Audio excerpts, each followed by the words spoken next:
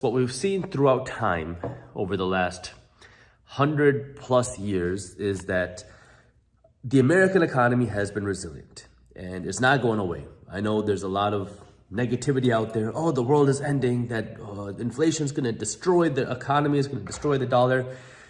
At the end of the day, booms and busts are a part of the economy. It's a part of this economic system that we're in. Hate it or love it, it is what it is. And wealthy people, they just know how to use it. That's what you need to understand. Don't hate the game, don't hate the system, learn how to use the system to your advantage. So in this system, we have booms and busts. And what you want to be able to do is take advantage of the bust, because now you can go and come in and buy assets for pennies on the dollar. And so when I talk about investing in general America, one of the simplest ways to do that would be by investing your money into an ETF, which is an exchange traded fund, which gives you exposure to something like the S&P 500, which is a group of the biggest 500 companies in America. So if you take the 500 biggest companies on the stock market and you basket them up into one ticker symbol, and you invest in that ticker symbol, you're essentially investing into all 500 of these companies, the biggest 500 companies on the stock market.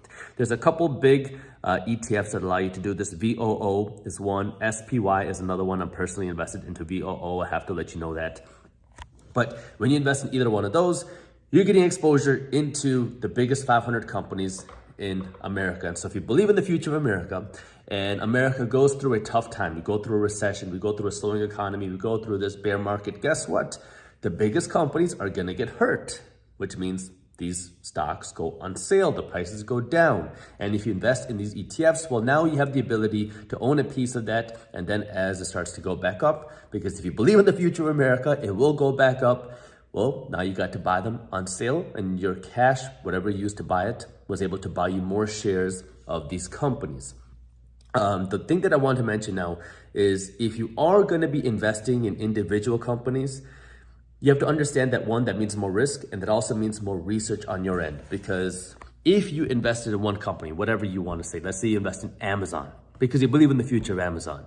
Well, if you're not willing to put in the work, then you're taking on a whole lot more risk. Because if you keep investing all your money into Amazon and they go bankrupt, which I know seems very unlikely, but if they go bankrupt, all your investment goes to zero. Versus if you invest your money into an ETF, now you have a lot less risk, because now you're investing your money into a group of 500 different companies. If one of the companies in your ETF goes bankrupt, well, then your computer will kick that company out and put another company in. So it's much less risky.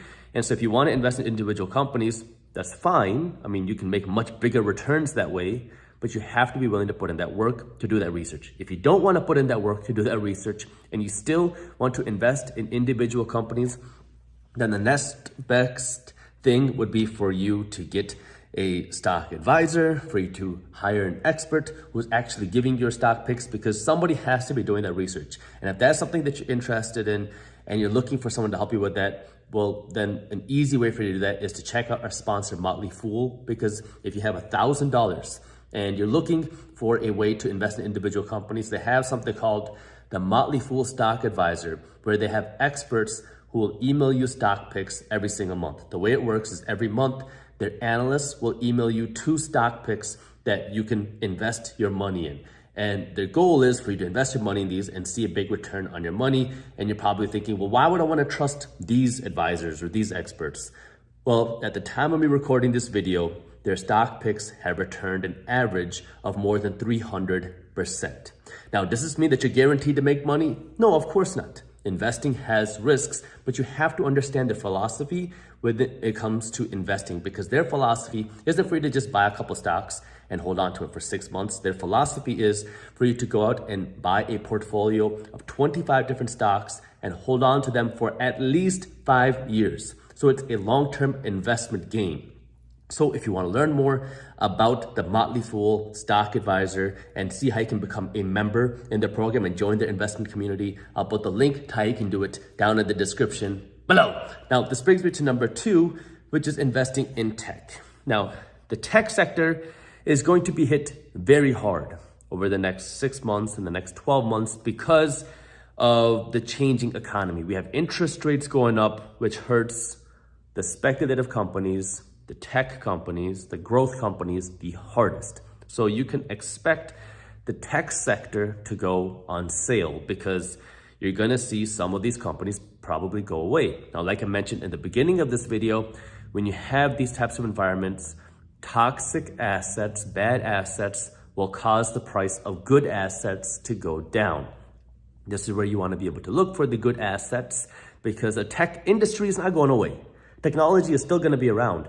However, it's going to go through a down phase as we raise interest rates. Now, again, if you're looking for a couple ways to invest in that, one option would be something like QQQ, which is a passive ETF that gives you exposure to the NASDAQ, which is primarily tech companies. And the second option would be to invest in more of an innovation-based fund, something like ARKK. Now, ARKK has been hit extremely hard because they're investing primarily in the growth and innovation. I do have some of my own money in ARKK. However, again, it's what is your time horizon? What is it that you want to invest in? Do you believe that innovation and technology will continue to be around in 10 years and 20 years? And is this an opportunity for you to find some of these assets on sale if you're willing to hold on to the technology companies for the long term? Thank you for watching. If you enjoyed the shorter clip from the longer videos, here's another clip that I think you'll love. And if you're interested in learning more about how to invest your money in the stock market, our team put together an amazing guide that will walk you through how to invest your money in the stock market, what the stock market is, different stock market strategies, and how to build wealth in the stock market. This guide is completely free when you sign up for our daily newsletter. So if you want to read this guide, all you got to do is click that button right over there. Thank you for watching, and as always, keep hustling.